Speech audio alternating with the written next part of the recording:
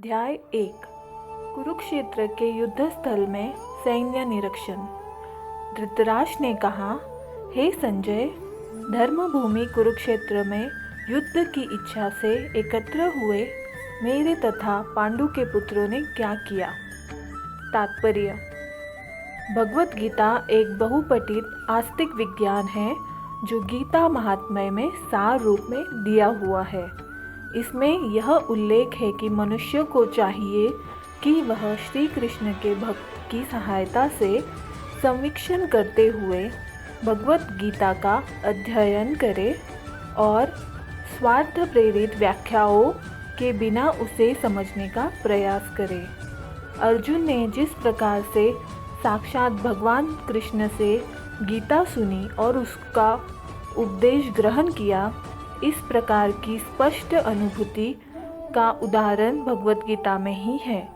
यदि उसी गुरु परंपरा से निजी स्वार्थ से प्रेरित हुए बिना किसी को भगवत गीता समझने का सौभाग्य प्राप्त हो, तो वह समस्त वैदिक ज्ञान तथा विश्व के समस्त शास्त्रों के अध्ययन को पीछे छोड़ देता है। पाठक को भगवत गीता में न केवल अन्य शास्त्रों की सारी बातें मिलेगी, अपितु ऐसी बातें भी मिलेगी जो अन्यत्र कहीं उपलब्ध नहीं है। यही गीता का विशिष्ट मानदंड है। स्वयं भगवान श्री कृष्ण द्वारा साक्षात उच्चरित होने के कारण यह पूर्ण आस्तिक विज्ञान है। महाभारत में वर्णित धृतराष्ट्र तथा संजय की वार्ताएं इस महान दर्शन के मूल सिद्धांत का कार्य करती है। माना जाता है कि इस दर्शन की प्रस्तुति कुरुक्षेत्र के युद्ध स्थल में हुई, जो वैदिक युग से पवित्र तीर्थस्थल रहा है। इसका प्रवचन भगवान द्वारा मानव जाति के पथ प्रदर्शन हेतु तब किया गया जब वे इस लोक में स्वयं उपस्थित थे। धर्म क्षेत्र शब्द सार्थक है, क्योंकि कुरुक्षेत्र के युद्ध स्थल में अर्जुन के पक्ष में श्री भगवान स्वयं उपस्थित थे। कौरवों के पिता धृतराष्ट्र अपने पुत्रों की विजय की संभावना के विषय में अत्यधिक संदिग्ध था।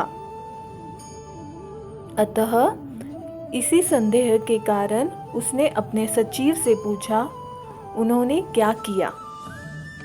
वह आश्वस्त था कि उसके पुत्र तथा उसके छोटे भाई पांडु के पुत्र कुरुक्षेत्र की युद्ध भूमि में निर्णयात्मक संग्राम के लिए एकत्र हुए हैं।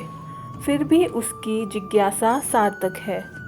वह नहीं चाहता कि भाइयों में कोई समझौता हो, अतः वह युद्ध भूमि में अपने पुत्रों की नियति के विषय में आश्वस्त होना चाह रहा था।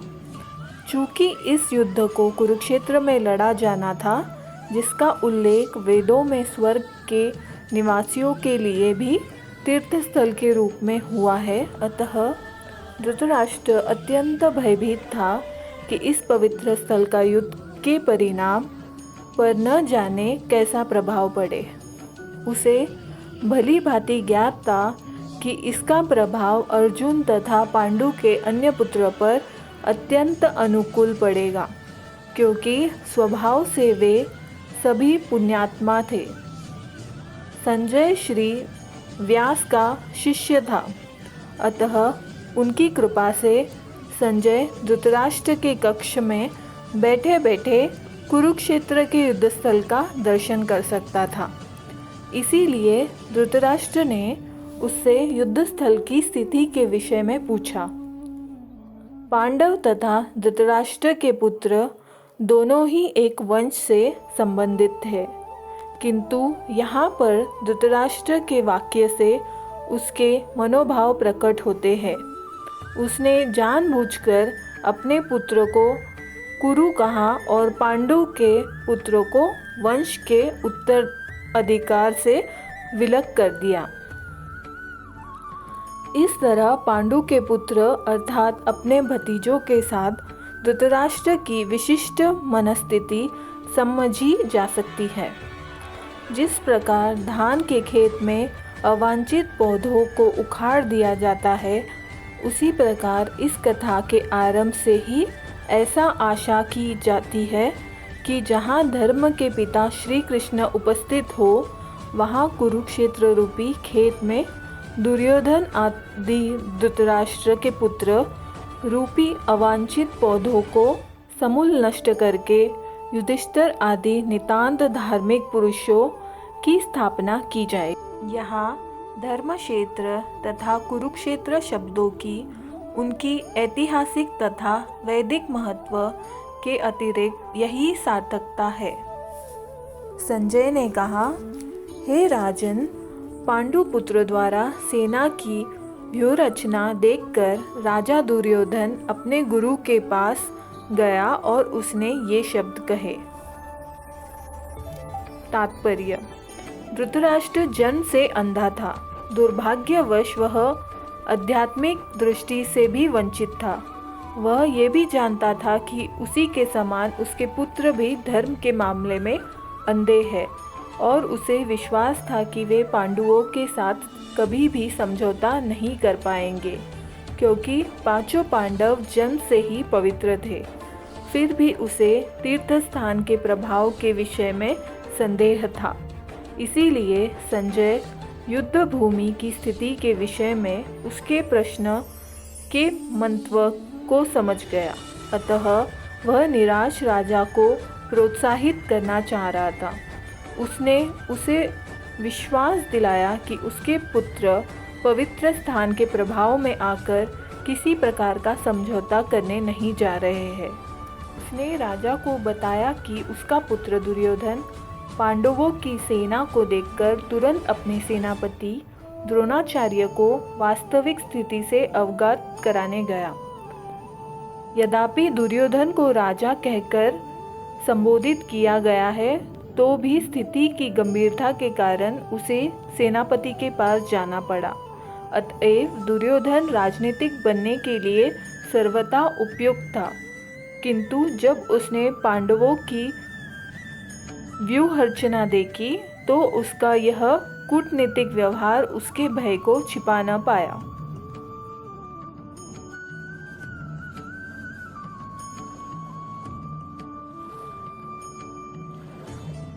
हे आचार्य, पांडुपुत्रों की विशाल सेना को देखे, जिसे आपके बुद्धिमान शिष्य द्रुपद के पुत्र ने इतने कौशल से व्यवस्थित किया है। तात्पर्य: परम राजनीतिक दुर्योधन महान ब्राह्मण सेनापति द्रोणाचार्य के दोषों को इंगित करना चाहता था।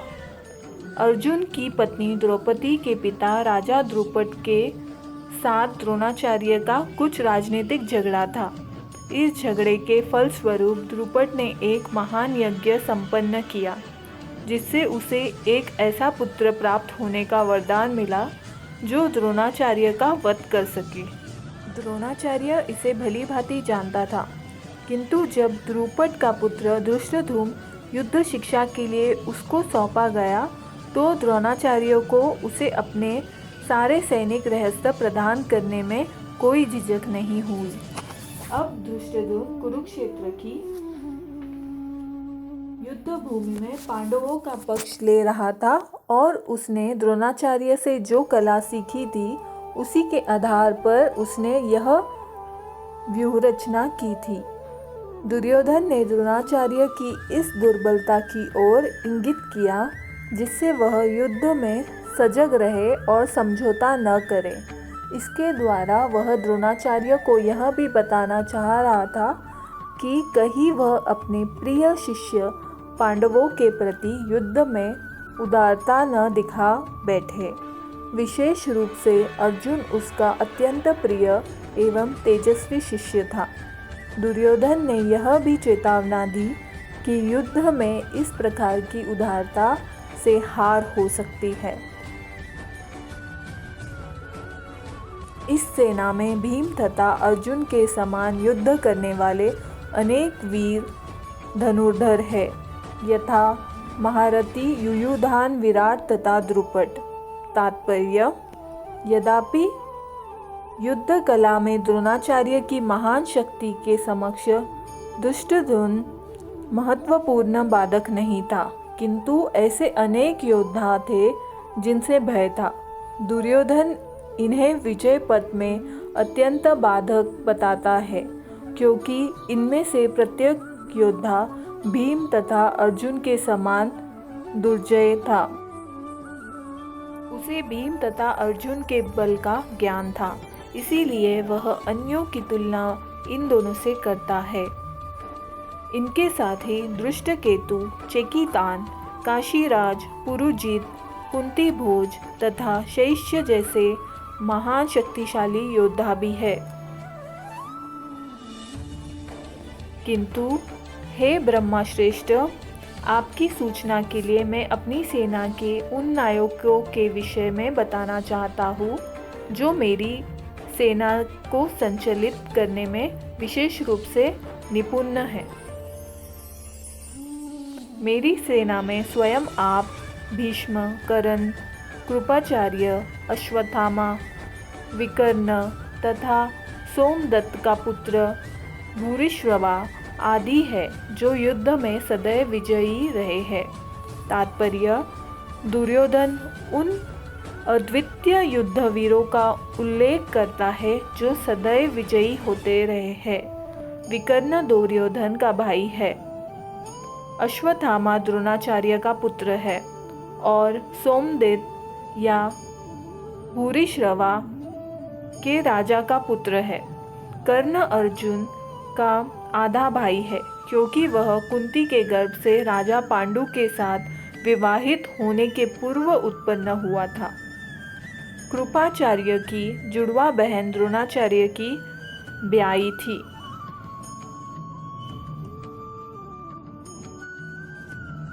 ऐसे अन्य अनेक वीर भी हैं जो मेरे लिए अपना जीवन त्याग करने के लिए उद्यत है।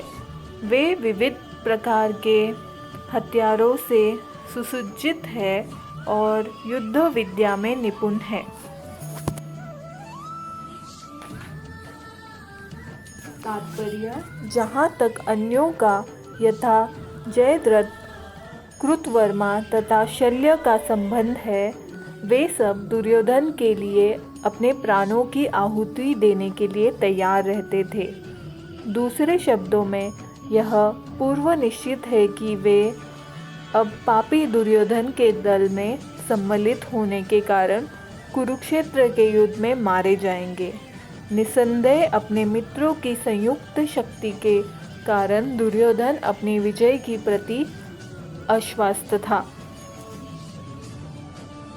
हमारी शक्ति अपरिमेय है और हम सब पितामह द्वारा भली भांति संरक्षित है, जबकि पांडवों की शक्ति भीम द्वारा भली भांति संरक्षित होकर भी सीमित है। तात्पर्य: यहाँ पर दुर्योधन ने तुलनात्मक शक्ति का अनुमान प्रस्तुत किया है। वह सोचता है कि अत्यंत अनुभवी सेनानायक भीष्म पितामह के द्वारा विशेष रूप से संरक्षित होने के कारण उसकी सशस्त्र सेनाओं की शक्ति अपरिमेय है। दूसरी ओर पांडवों की सेनाएं सीमित है, क्योंकि उनकी सुरक्षा एक कम अनुभवी नायक भीम द्वारा की जा रही है, जो भीष्म की तुलना में नगण्य है। दुर्योधन सदैव भीम से ईर्ष्या करता था, क्योंकि वह जानता था कि यदि उसकी मृत्यु कभी हुई तो वह भीम के द्वारा ही होगी, किंतु साथ ही उसे दृढ़ विश्वास था कि भीष्म के उपस्थिति में उसकी विजय निश्चित है, क्योंकि भीष्म कहीं अधिक उत्कृष्ट सेनापति है। वह युद्ध में विजयी होगा, यह उसका दृढ़ निश्चय था। अतएव सैन्य व्यूह में अपने अपने मोर्चों पर खड़े रहकर आप सभी भीष्म पितामह को पूरी सहायता दें। तात्पर्य: भीष्म पितामह के शौर्यों की प्रशंसा करने के बाद दुर्योधन ने सोचा कि कहीं अन्य योद्धा यह न समझ ले कि उन्हें कम महत्व दिया जा रहा है। अतः दुर्योधन ने अपने सहज कूटनीतिक ढंग से स्थिति संभालने के उद्देश्य से उपर्युक्त शब्द कहे। उसने बलपूर्वक कहा कि भीष्मदेव निसंदेह महानतम योद्धा है, किंतु अब वे वृद्ध हो चुके हैं।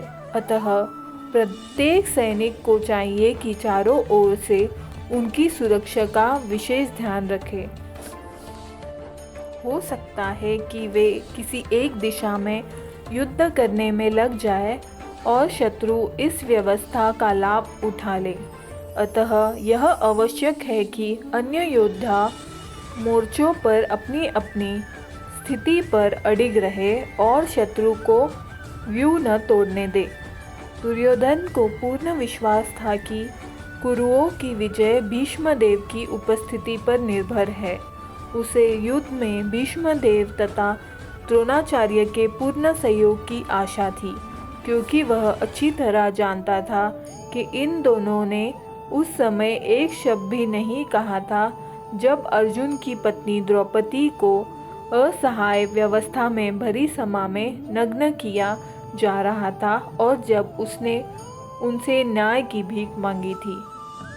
यह जानते हुए भी कि इन दोनों सेनापतियों के मन में पांडवों के लिए स्नेह था, दुर्योधन को आशा थी कि वे इस स्नेह को उसी तरह त्याग देंगे जिस तरह उन्होंने दूत क्रीड़ा के अवसर पर किया था।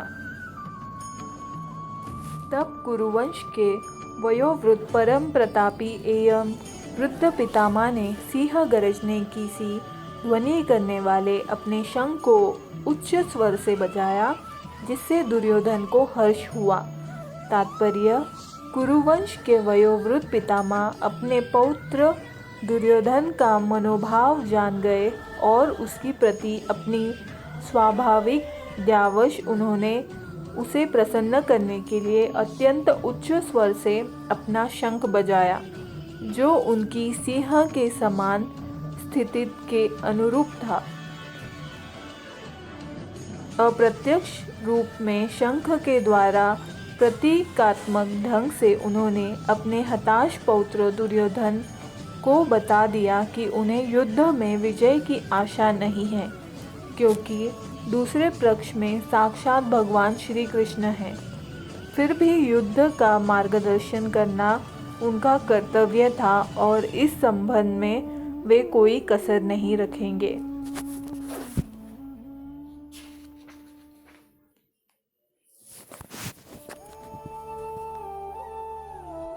तत्पश्चात शंख, नगाड़े, बिगुल, तुरही तथा सिंह सहसा एक साथ बज उठे।